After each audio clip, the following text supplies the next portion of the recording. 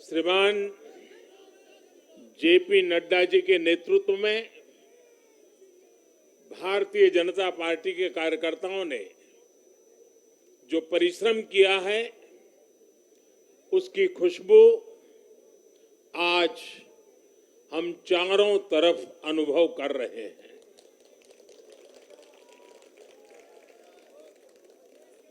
जहां भारतीय जनता पार्टी प्रत्यक्ष नहीं जीती, वहां भाजपा का वोट शेयर भाजपा के प्रति स्नेह का साक्षी है। मैं गुजरात और हिमाचल और दिल्ली और जनता का बहुत विनम्र भाव से आभार व्यक्त करता हूं। भाजपा के प्रति ये स्नेह देश के अलग अलग राज्यों के उपचुनाव में भी दिख रहा है। यूपी के रामपुर में भाजपा को जीत हासिल हुई है। बिहार के उपचुनावों में भाजपा का प्रदर्शन आने वाले दिनों का स्पष्ट संकेत कर रहा है। मैं आज चुनाव आयोग का भी अभिनंदन करता हूं, उनका आभार व्यक्त करता हूं। और ये चुनाव के दरमियान एक बहुत बड़ी बात जिसकी चर्चा होनी चाहिए थी, जहां तक मेरी जानकारी है,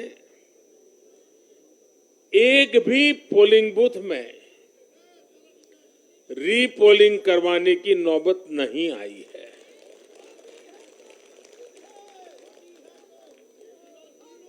मतलब कि सुख और शांतिपूर्ण रूप से लोकतंत्र की भावनाओं को पूरी तरह लेटर एंड स्पिरिट में स्वीकार करते हुए मतदाताओं ने लोकतंत्र के उस उत्सव को बहुत बड़ी ताकत दी है। और इसके लिए भी चुनाव आयोग अभिनंदन का अधिकारी है। इस चुनाव में हिस्सा लेने वाले हर राजनीतिक कार्यकर्ता को, हर दल को भी मैं साधुवाद देता हूं। साथियों, आज मैं हिमाचल के हर मतदाता का भी बहुत बहुत आभारी हूं। जैसे अभी नड्डा जी बता रहे थे, हिमाचल के चुनाव में 1% से भी कम अंतर से ये हार जीत का फैसला हुआ है। 1% से भी कम। इतना कम अंतर से हिमाचल में कभी नतीजे नहीं आए हैं। हिमाचल में हर 5 वर्ष में सरकारें बदली हैं, लेकिन हर में जब बदलाव हुआ है, कभी 5%, कभी 6%, कभी 7%। जीतने वाले और हार वाले के बीच में अंतर रहा है। इस बार 1% से भी कम। इसका मतलब है कि जनता ने भी भारतीय जनता पार्टी को विजय बनाने के लिए भरसक प्रयास किया है। मैं हिमाचल की जनता को आश्वस्त करता हूं कि भाजपा भले ही 1% से पीछे रह गई, लेकिन विकास के लिए हमारी प्रतिबद्धता 100% रहेगी।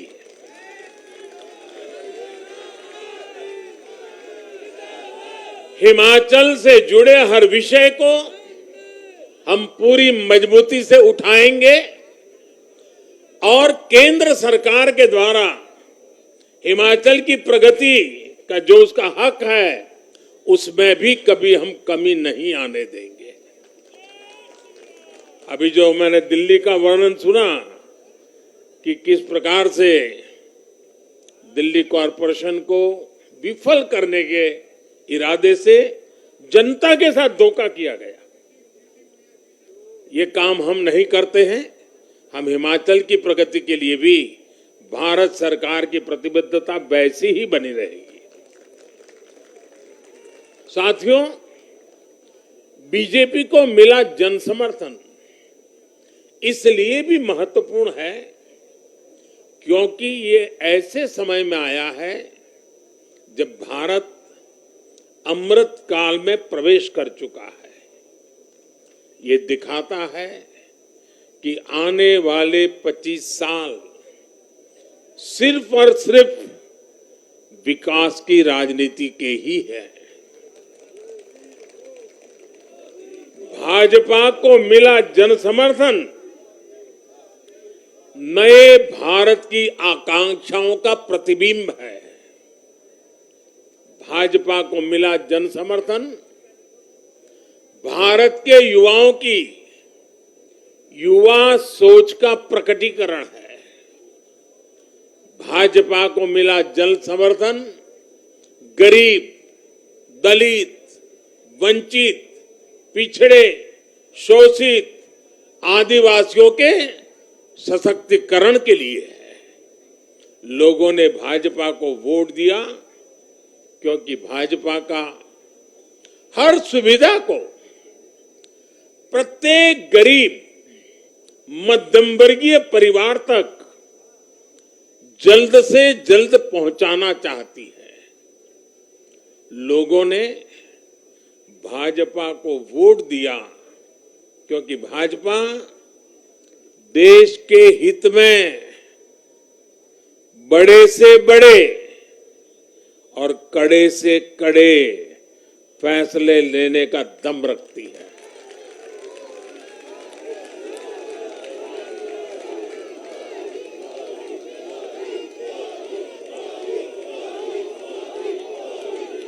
भाजपा का बढ़ता जन समर्थन ये दिखाता है कि परिवारवाद और भ्रष्टाचार के खिलाफ जन आक्रोश लगातार बढ़ रहा है। और मैं इस बात को स्वस्थ लोकतंत्र के लिए एक शुभ संकेत के रूप में देखता हूं। और साथियों, इस बार वाकई गुजरात ने तो कमाल ही कर दिया है।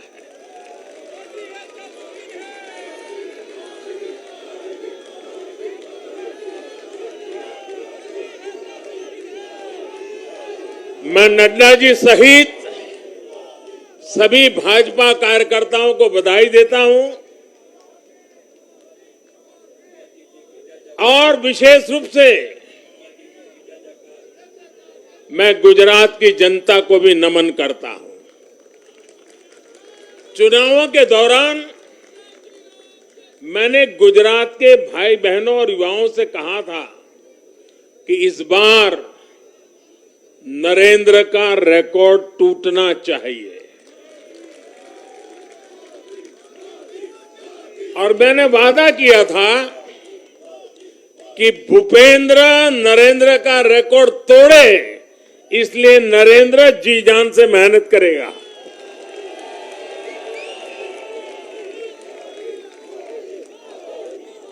और गुजरात की जनता ने तो रिकॉर्ड तोड़ने में भी रिकॉर्ड कर दिया। उसने गुजरात की स्थापना से लेकर के अब तक सारे रिकॉर्ड तोड़ दिए। गुजरात के इतिहास का सबसे प्रचंड जनादेश भाजपा को देकर गुजरात के लोगों ने नया इतिहास बना दिया है। 2.5 दशक से निरंतर सरकार में रहने के बावजूद इस प्रकार का प्यार अभूतपूर्व है, अद्भुत है। लोगों ने जाति, वर्ग, समुदाय और हर तरह के विभाजन से ऊपर उठकर भाजपा को वोट दिया है। भारतीय जनता पार्टी गुजरात के हर घर का हिस्सा है, गुजरात के हर परिवार का हिस्सा है। साथियों, इस चुनाव में गुजरात में 1 करोड़ से भी ज्यादा ऐसे वोटर्स थे जिन्होंने मतदान किया, लेकिन ये वो मतदाता थे जिन्होंने कभी भी कांग्रेस के कुशासन को, उसकी बुराइयों को देखा नहीं था। वे फ्रेश थे, उन्होंने सिर्फ भाजपा की ही सरकार को देखा था। और युवाओं की तो प्रकृति होती है कि वो हमेशा सवाल पूछते हैं, जांचते हैं, परखते हैं, उसके बाद किसी फैसले पर पहुंचते हैं। युवा सिर्फ इसलिए किसी पार्टी को वोट नहीं करते क्योंकि वो दशकों से सत्ता में रही या फिर उस पार्टी के नेता किसी बड़ी परिवार के हैं। युवा तभी वोट देते हैं जब उन्हें भरोसा होता है, जब उन्हें सरकार का काम प्रत्यक्ष नजर आता है। और इसलिए आज युवाओं ने जब भाजपा को भारी संख्या में वोट दिया है, सीट से लेकर वोट तक के सारे रिकॉर्ड तोड़ दिए हैं, तो इसके पीछे का संदेश बहुत स्पष्ट है। इसका मतलब है कि युवाओं ने हमारे काम को जांचा, परखा और उस पर भरोसा किया है। इसका मतलब यह है कि युवा भाजपा की विकास वाली राजनीति चाहते हैं।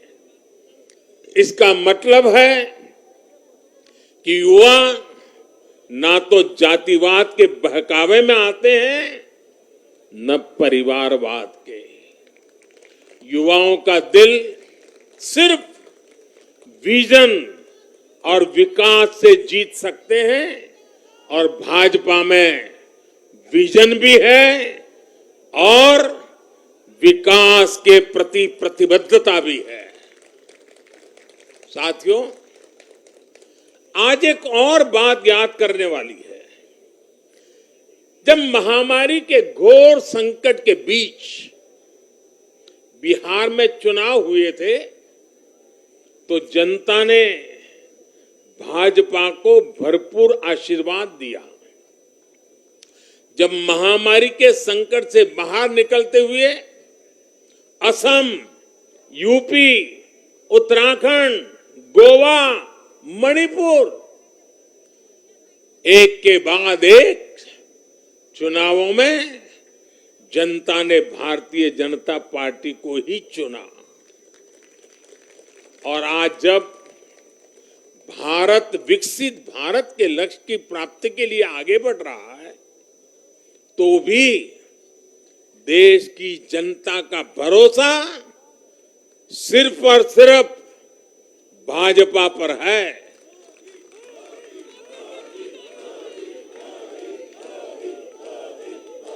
मैं बड़े बड़े एक्सपर्ट्स को भी ये याद दिलाना चाहता हूं कि गुजरात के इस चुनाव में भाजपा का आह्वान था, विकसित गुजरात से विकसित भारत का निर्माण। गुजरात के नतीजों ने सिद्ध किया है कि सामान्य मानवी में विकसित भारत के लिए कितनी प्रबल आकांक्षा है। संदेश साफ है, जब देश के सामने कोई चुनौती होती है तो देश की जनता का भरोसा भाजपा पर होता है। जब देश पर कोई संकट आता है तो देश की जनता का भरोसा भाजपा पर होता है। जब देश बड़े लक्ष्य तय करता है तो उनकी प्राप्ति के लिए देशवासियों का भरोसा भाजपा पर होता है। जब देश की आकांक्षाएं चरम पर होती हैं तो भी उनकी पूर्ति के लिए देश की जनता का भरोसा भाजपा पर ही होता है। साथियों, भाजपा के आज हम जहां पहुंचे हैं, राज्यों में हो, स्थानीय स्वराज्य की निकायों में हो या केंद्र में हो, ये ऐसे ही नहीं पहुंचे हैं। 5-5 पीढ़ियां जनसंघ के जमाने से तपस्या करते हुए परिवार के परिवारों खपते रहे, तब जाकर के ये दल बना है, तब जाकर के हम यहां पहुंचे हैं।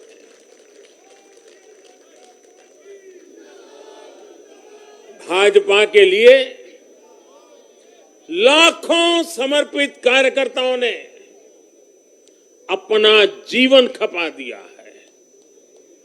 व्यक्तिगत सुख, व्यक्तिगत आकांक्षाएं, व्यक्तिगत खुशी, व्यक्तिगत महत्वाकांक्षा, व्यक्तिगत सफलता, इन सबको तिलांजलि देकर भाजपा का प्रत्येक कार्यकर्ता समाज और देश की सेवा करने में, समाज और देश को सशक्त करने में जुटा रहता है। हम विचार पर भी बल देते हैं और व्यवस्था को भी सबल बनाते रहते हैं।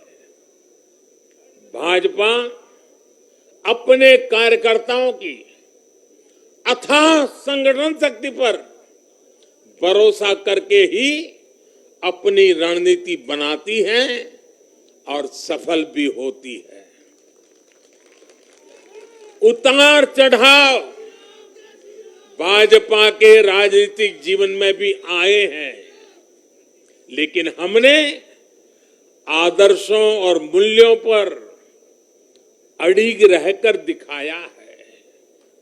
साथियों, पिछले 8 वर्षों में देश में एक और बहुत बड़ा बदलाव अनुभव किया गया है। ये बदलाव कार्य का भी है, कार्यशैली का भी है। भाजपा की सरकारें भी कार्य को छोटा नहीं समझती। हम मानते हैं हर काम बड़े लक्ष्यों की प्राप्ति का माध्यम बनता है। इसलिए भाजपा की सरकारों ने गरीबों के लिए पक्के घर, शौचालय, गैस कनेक्शन, बिजली कनेक्शन, नल से जल, बैंक में खाते, मुफ्त इलाज, मुफ्त भोजन, इंटरनेट, ऐसी बेसिक सुविधाओं पर फोकस किया है। पहले की राजनीति में ये बहुत फैंसी विकास नहीं माना जाता था। पहले की राजनीति में इसे बड़े काम के तौर पर देखा भी नहीं जाता था।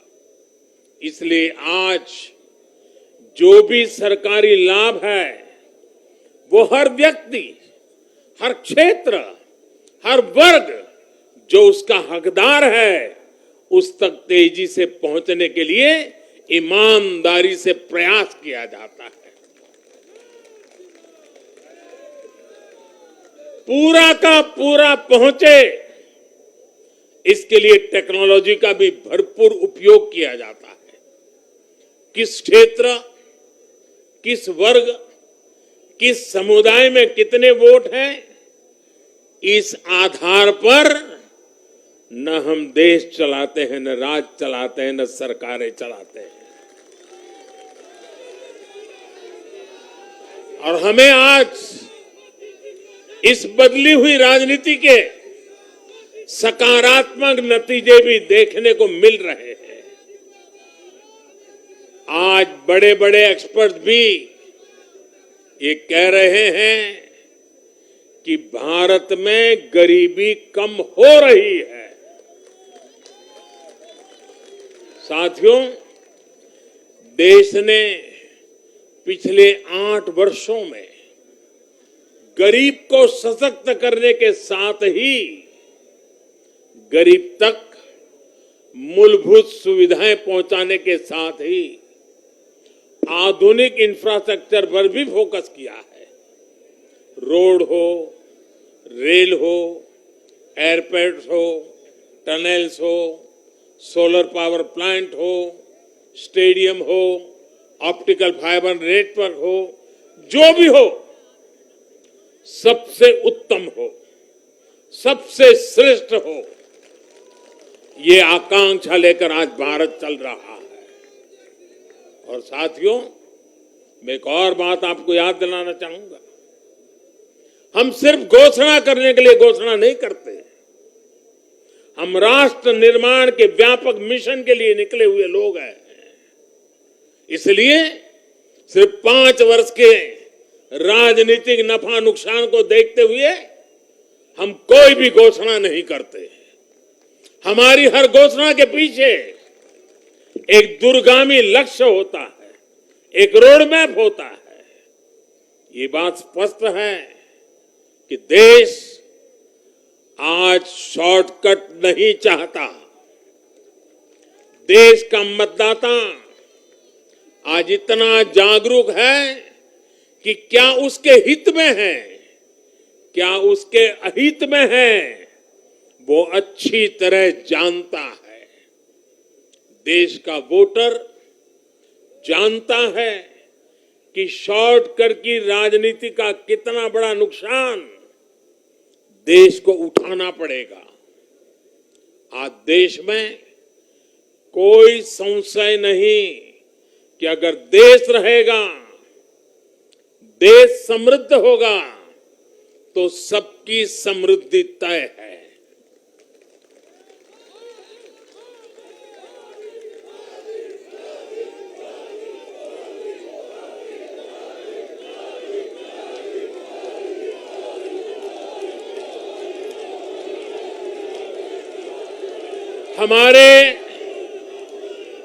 हमारे पूर्वजों के पास अनुभव का अगाध ज्ञान था और अनुभव के निचोड़ से कहावतें बनती थी। और हमारे यहां हमारे पूर्वजों ने हमें विरासत में दी हुई एक कहावत है, आमदनी अठन्नी और खर्चा रुपया। अगर ये वाला हिसाब रहेगा तो क्या स्थिति होगी, ये हम दुनिया में हमारे अड़ोस पड़ोस में आज भली भांति देख रहे हैं। और इसलिए आज देश बहुत सतर्क है। देश के हर राजनीतिक दल को ये याद रखना होगा कि चुनावी हथकंडों से किसी का भला नहीं हो सकता। साथियों, आज के जनादेश में एक और संदेश है। समाज के बीच दूरियां बढ़ाकर राष्ट्र के सामने नई चुनौतियां खड़ी करके जो राजनीतिक दल तत्कालिक लाभ लेने की फिराक में रहते हैं, उन्हें देश की जनता, देश की युवा पीढ़ी देख भी रही है और समझ भी रही है।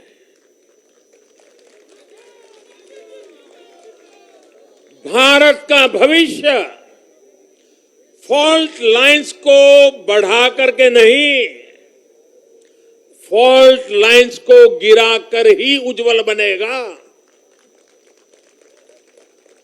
कभी भाषा की दीवार, कभी रहन सहन, कभी क्षेत्र, कभी खान पान, कभी ये वर्ग, कभी वो वर्ग। लड़ने के लिए तो सैकड़ों वजह हो सकती हैं, लेकिन जुड़ने के लिए एक वजह ही काफी है, ये मातृभूमि, ये धरती, ये देश, ये हमारा भारत।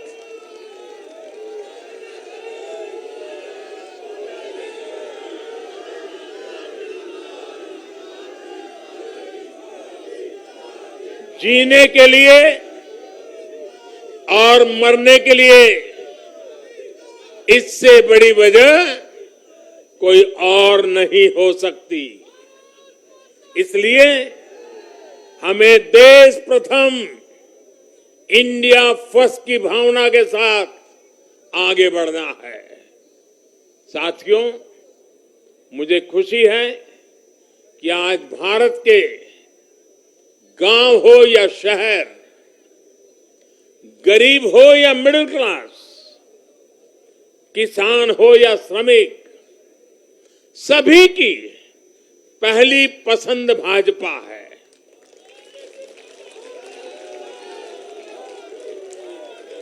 भाजपा को गुजरात के आदिवासी क्षेत्रों का भी अभूतपूर्व आशीर्वाद मिला है। और मुझे अभी जो जानकारी बताई गई, एससी एसटी की गुजरात में करीब 40 सीटें आरक्षित है। 40 में से 34 सीटें थम्बिंग मेजोरिटी से भारतीय जनता पार्टी जीती है।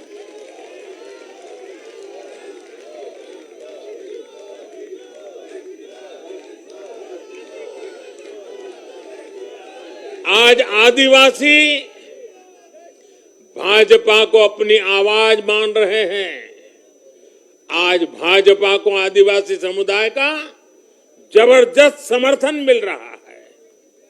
इस बदलाव को पूरे देश में महसूस किया जा रहा है। ऐसा इसलिए हो रहा है क्योंकि दशकों तक जिन आदिवासियों की आकांक्षाओं को नजरअंदाज किया गया, वो अब देख रहे हैं कि भाजपा लगातार उनकी उम्मीदें पूरी करने में जुटी है।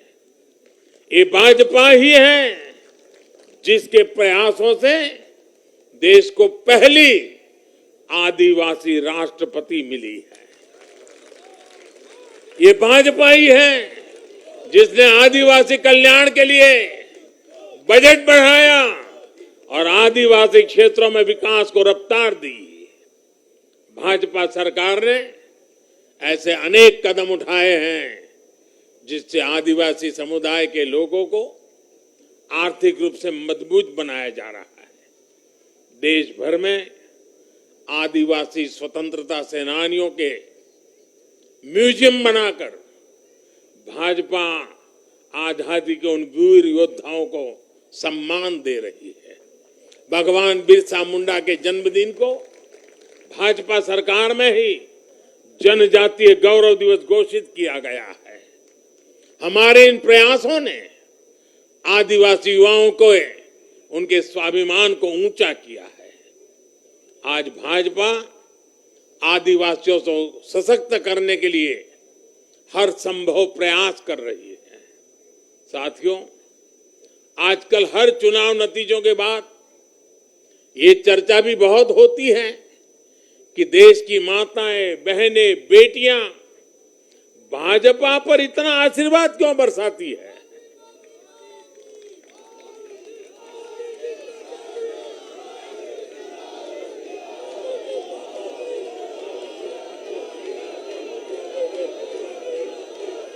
अगर कोई ईमानदारी से आत्मचिंतन करे तो ये पाएगा कि आजादी के बाद से पहली बार आज देश में एक ऐसी सरकार है जो महिलाओं की समस्याएं, उनकी चुनौतियां, उनकी आवश्यकताएं, उनकी आकांक्षाएं, उसे समझने का लगातार प्रयास कर रही है और उसके अनुसार काम की योजना बनाती है।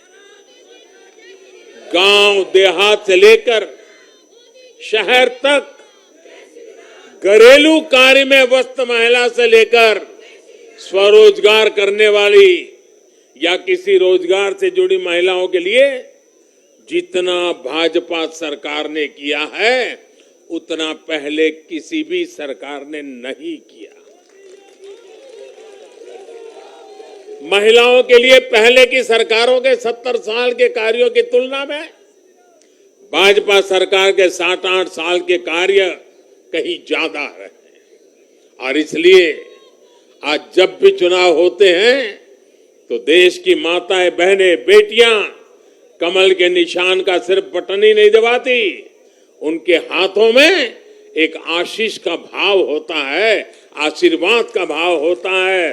और जब वो उंगली कमल के बटन पर रखती हैं, तब वो हम जैसे लाखों कार्यकर्ताओं के सर पे विजय तिलक भी लगा देती है।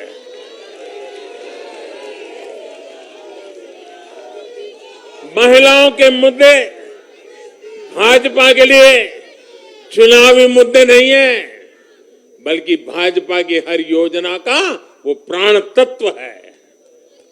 महिलाओं का जीवन आसान बनाना हो, महिलाओं को ज्यादा से ज्यादा रोजगार के, स्वरोजगार के अवसर मुहैया कराना हो, ये भाजपा का कमिटमेंट है।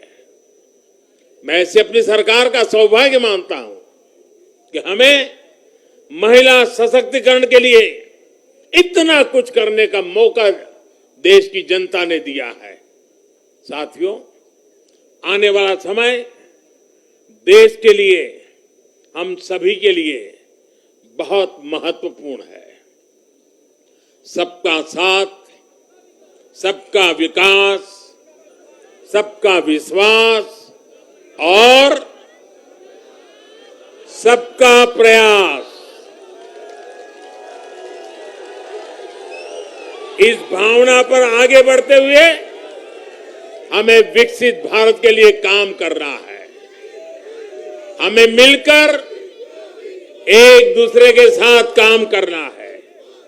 आइए, नागरिक के रूप में हम विकसित भारत के संकल्प के साथ जुड़े, विकसित भारत के इस अभियान से जुड़े। और मैं फिर एक बार देश भर के लाखों कार्यकर्ताओं को 5-5 पीढ़ी की तपस्या को आगे बढ़ाने के लिए हृदय से धन्यवाद करता हूं, अभिनंदन करता हूं। मैं जनता जनार्दन को भी प्रणाम करता हूं। उनके निरंतर आशीर्वाद हमारे लिए नित्य नूतन ऊर्जा बन जाते हैं।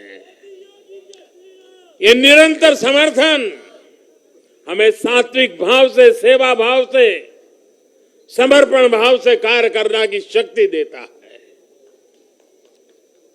जब हमें जनता जनार्दन का आशीर्वाद मिलता है तो हमें अधिक परिश्रम करने की प्रेरणा जगती है, अधिक पुरुषार्थ करने का संकल्प जगता है और संकल्पों को सिद्ध करने के लिए जीवन खपा दे करके सिद्धि तक पहुंचाने के लिए हम लगे रहते हैं, क्योंकि जनता जनार्दन, इसे हम ईश्वर का रूप मानते हैं। और यही सामर्थ्य, यही शक्ति एक सेवक के भाव से, सेवा भाव से, समर्पण की अप्रतिम राह को पकड़ते हुए चलते रहना, चलते रहना, चलते रहना, चरैवेति चरैवेति चरैवेति, इसी मंत्र को लेकर के हम चल रहे हैं। भाइयों बहनों, इस चुनाव में अब बहुत लोगों को जानने पहचानने का भी अवसर मिल चुका है। पिछले कुछ चुनावों का एक बड़े कैनवास पर एनालिसिस करना चाहिए कि जो अपने आप को न्यूट्रल कहते हैं, जिनका न्यूट्रल होना जरूरी होता है, वो कहां खड़े होते हैं, कब कैसे रंग बदलते हैं और कैसे कैसे खेल खेलते हैं, वो अब देश को जान लेना बहुत जरूरी है, बहुत जरूरी है। उत्तराखंड का इतना बड़ा चुनाव हुआ, कितनी जमानतें जब्त हुई, किसकी हुई, कोई चर्चा नहीं। हिमाचल में इतना बड़ा चुनाव हुआ, कितने लोगों की जमानत जब्त हुई, कितने लोगों का बुरा हाल हुआ, कोई चर्चा नहीं। भाइयों बहनों, उन लोगों को भी जानना चाहिए, पहचानना चाहिए कि ये भी ठेकेदार है।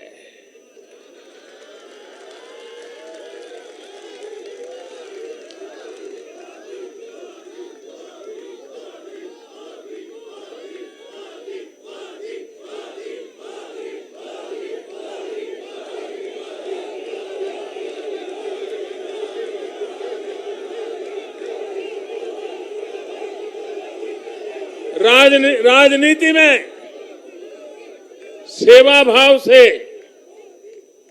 एक मूक सेवक की तरह काम करना, वो जैसे डिस्क्वालिफिकेशन माना जा रहा है। क्या नौबत आई है, ये कैसे नए मापदंड लगाए गए हैं। अब देखिए, मुझे खुशी हो रही है कि हमारे गुजरात के सीएम भूपेंद्र भाई पटेल करीब करीब 2 लाख वोटों से जीते हैं। असेंबली सीट पे, लोकसभा में भी कोई 2 लाख से जीते तो बहुत बड़ी बात मानी जाती है। असेंबली में करीब करीब 2 लाख वोट से जीतना, लेकिन ठेकेदारों का, उनका तराजू कुछ और है। और इसलिए भाइयों बहनों, हमें निरंतर विपरीत इन जुल्मों के बीच में आगे बढ़ना है। हमें अपनी सहन शक्ति को बढ़ाना है, हमें अपनी समझ शक्ति को बढ़ाना है, और हमें हमारे सेवा भाव का विस्तार भी करना है, हमारे सेवा भाव की गहराई भी बढ़ानी है, और सेवा भाव से ही जीतना है। क्योंकि जो जहां बैठा है वो बदलने वाला नहीं है, उसका इरादा नेक नहीं है जी। और इसलिए हमारी कसौटी है, हर पल हमारी कसौटी है। और मैं तो कभी कभी मानता हूं, और खास करके 2002 के बाद मैं विशेष रूप से मानता हूं, शायद मेरे जीवन का कोई पल ऐसा नहीं गया, कोई कदम ऐसा नहीं रहा जिसकी धज्जियां न उड़ा दी गई हो, जिसकी आलोचना नहीं, धज्जियां उड़ा देना, बाल नोच लेना। लेकिन इसका मुझे बहुत फायदा हुआ, क्योंकि मैं हमेशा सतर्क रहा। हर इस प्रकार की बुरी प्रवृत्ति से कुछ न कुछ सकारात्मक खोजता रहा, खुद में बदलाव लाता रहा, सीखता गया, बढ़ता गया। और जिन लोगों को चारों तरफ से उछालने वाले लोग रहते हैं, कंधे पर बिठा करके नाचने वाले लोग हैं, उनसे सुधरने की भी संभावना नहीं होती है। वो तो जो है वहां से भी बिगड़ेंगे। और इसलिए आलोचनाओं ने भी हमें बहुत सिखाया है। हर आलोचना में से हमारे काम की चीज हमें खोजते रहना है, हमें अपनी शक्ति को बढ़ाते रहना है, और कठोर से कठोर झूठे आरोपों को सहने का सामर्थ्य भी बढ़ाना होगा साथियों, क्योंकि अब जुल्म बढ़ने वाला है। अब मान के चलिए, मुझ पर भी बढ़ने वाला है, आप सब पर भी बढ़ने वाला है, क्योंकि ये सहन नहीं कर पाएंगे, ये पचा नहीं पाएंगे। और उसका जवाब यही है, हमें अपनी सहन शक्ति बढ़ाना है, हमें अपनी समझदारी का विस्तार करना है, हमें अधिक से अधिक लोगों को समावेश करने की दिशा में अपने हाथ चौड़ा करके लोगों को स्वीकारना है, स्वागत करना है। सकारात्मक रास्ता, सेवा भाव का रास्ता, समर्पण का रास्ता, यही मार्ग हमने चुना है, वही मार्ग हमको यहाँ पहुंचाया है। और आगे भी हमारे पुरुषार्थ से, परिश्रम से देश की आकांक्षाओं वाला ये देश भी बनेगा। 2047 जब हिंदुस्तान आजादी के 100 साल मनाएगा, विकसित भारत हमारे नौजवानों के हाथ में हम दे के जाएंगे। दोस्तों, इन खबर चैनल को सब्सक्राइब करें।